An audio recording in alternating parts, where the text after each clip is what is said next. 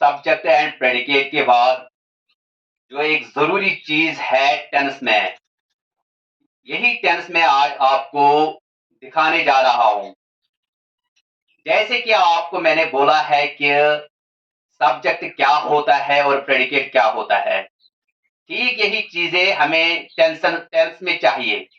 ये टेंस जो हम जानते हैं कि ये टेम्पस वर्ड से लिया है, जिसका मीनिंग है टाइम।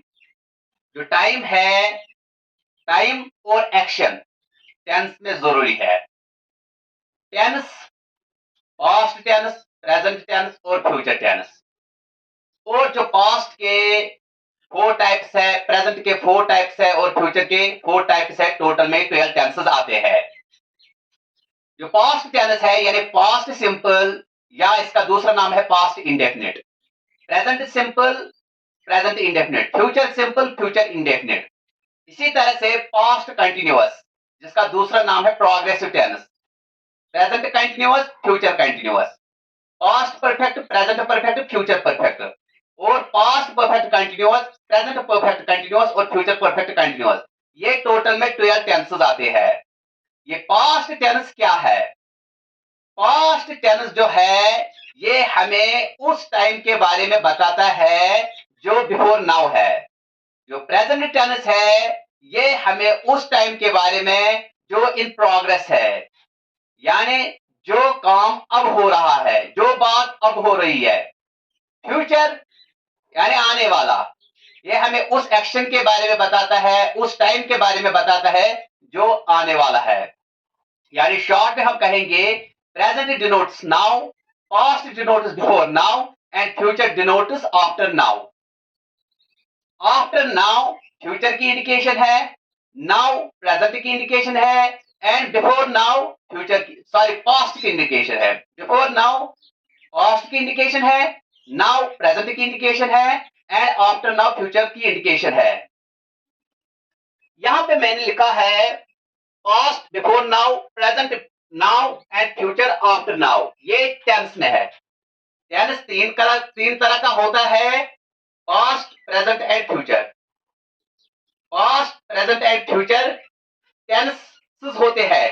ये टाइम के हिसाब से past time, present time and future time denote करता है टेंस को। जो पास्ट टाइम है, पास्ट टेंस है, ये हमें बिफोर नाउ के बारे में बताता है। वो एक्शन जो बिफोर नाउ हो गई है, यानी कि ये खत्म हो चुकी है, ये कंप्लीट हो चुकी है बिफोर नाउ। प्रेजेंट यानी वो एक्शन जो इन प्रोग्रेस है, जो अब चल रहा है। फ्यूचर वो एक्शन जो आने वाला है, ये एक्शन अभी हुई नहीं है लेकिन होने वाली है। इसीलिए I met him before an hour, I met him before an hour जो है, जो बिफोर एन आवर, 1 घंटे से पहले ये एक्शन हुआ है। Present I am talking you now, I am talking you now, ये एक्शन इस वक्त चल रहा है, ये इन प्रोग्रेस है। He will help me after an hour, after an hour यानी 1 घंटे के बाद ये एक्शन होने वाला है। ये अभी एक्शन हुआ नहीं, ये होने वाला है। तो इसका मतलब ये है जो पास्ट है ये उस एक्शन के बारे में हमें बताता है जो हो चुकी है, जो कंप्लीट हो चुकी है। और जो प्रेजेंट है ये हमें उस एक्शन के बारे में बताता है जो चल रहा है, जो अभी हो रहा है at the time of speaking. और जो फ्यूचर है ये उस एक्शन के बारे में बताता है जो अभी हुआ नहीं लेकिन होने वाला है, ये एक्शन होने वाला है। इसीलिए इसके लिए यूज होता है आफ्टर। तो यहां पे मैंने लिखा है प्रेजेंट सिंपल।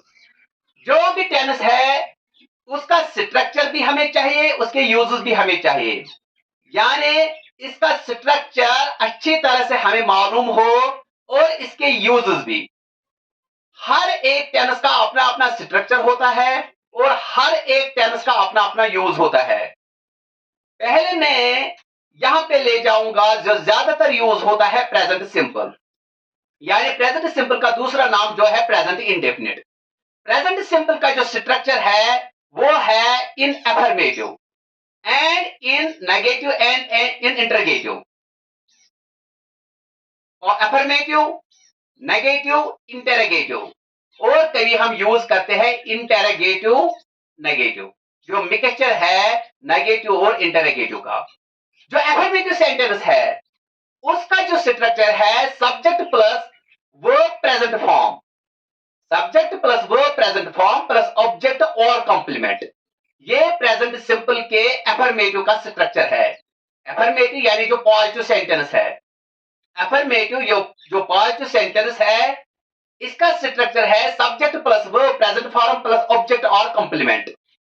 और जो नेगेटिव सेंटेंस है उसका स्ट्रक्चर है subject plus helping verbs do और डज, डू और does plus not plus verb base form, उसमें वर्ब प्रेजेंट फॉर्म नहीं आता है, उसमें वर्ब बेस फॉर्म आता है, प्लस ऑब्जेक्ट और कॉम्प्लीमेंट। अब जो हेल्पिंग वर्ब्स है डू डज डिड, हमें पता होना चाहिए कि इनको फॉलो करता है सिर्फ verb base form do does did, और जो मॉरल वर्ब्स है मॉरल वर्ब्स को भी फॉलो करता है वर्ब बेस फॉर्म। और जो इन्फिनिटिव्स है, इन्फिनिटिव बनाने के लिए, फुल इन्फिनिटिव बनाने के लिए भी हमें चाहे वर्ब बेस फॉर्म। तो हमें ये पता होना चाहिए जो हेल्पिंग वर्ब्स हम यूज करते हैं प्रेजेंट सिंपल में डू और डज, उसके बाद सिर्फ आएगा verb base form, verb present form नहीं। और इसके बाद आता है ऑब्जेक्ट और कॉम्प्लीमेंट। ये है नेगेटिव का स्ट्रक्चर, नेगेटिव सेंटेंस का स्ट्रक्चर। अब जो इंटरगेटिव सेंटेंस का स्ट्रक्चर है do oblique does plus subject plus verb base form plus object और कॉम्प्लीमेंट प्लस क्वेश्चन मार्क। यानी ये चीजें हम जानते हैं कि किस टेंस का क्या स्ट्रक्चर होता है, लेकिन स्ट्रक्चर किस तरह से बनाना है ये इंफॉर्मेशन मैं आपको दूंगा।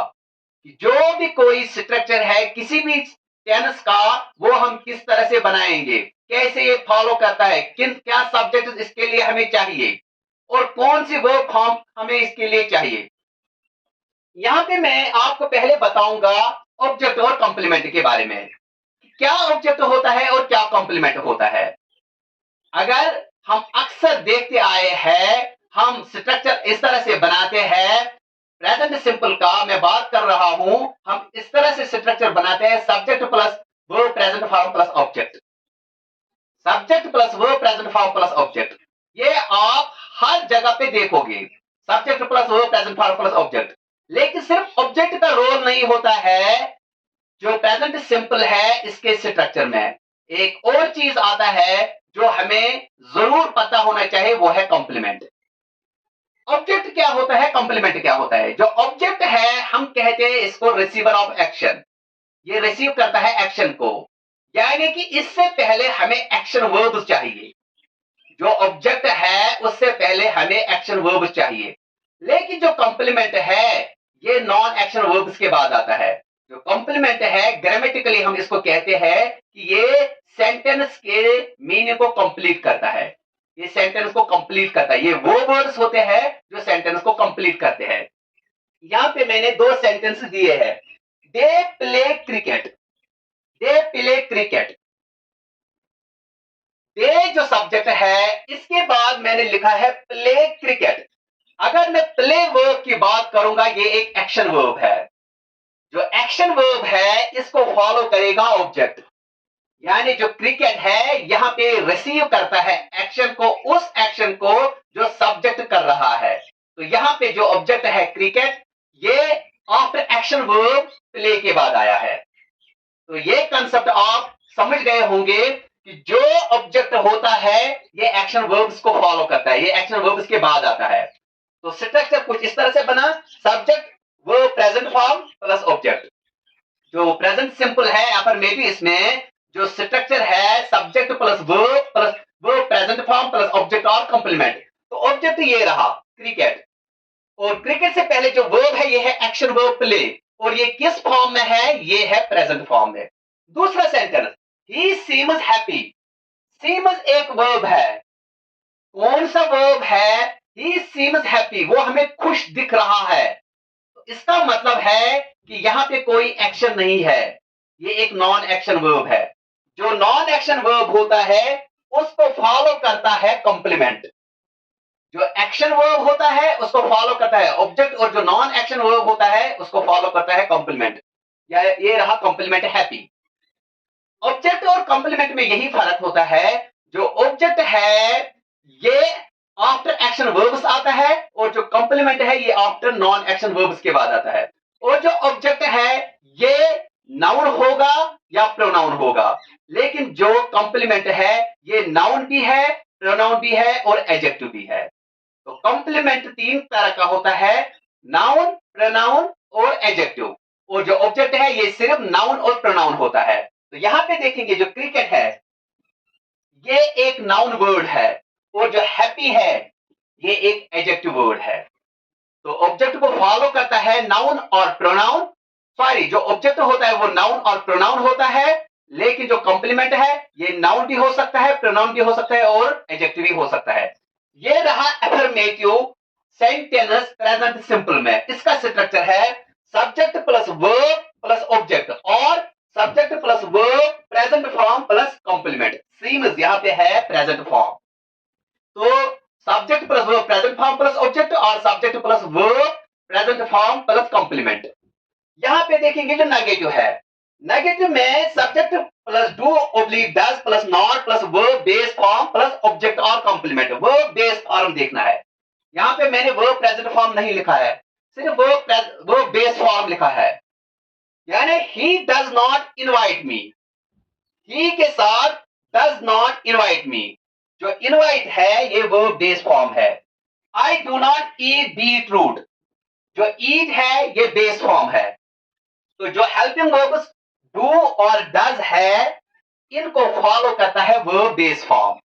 जो नेगेटिव सेंटेंसेस है या इंटरोगेटिव सेंटेंस है प्रेजेंट सिंपल में, तो डू और डज को फॉलो करता है वर्ब बेस फॉर्म। यहां पे डू जो इंटरोगेटिव है, do does subject plus verb base form plus object और कॉम्प्लीमेंट प्लस क्वेश्चन मार्क। यहां पे देखेंगे डू और जो वर्ब है वो है राइट, यानी अगेन डू और डज के बाद वर्ब बेस फॉर्म आता है।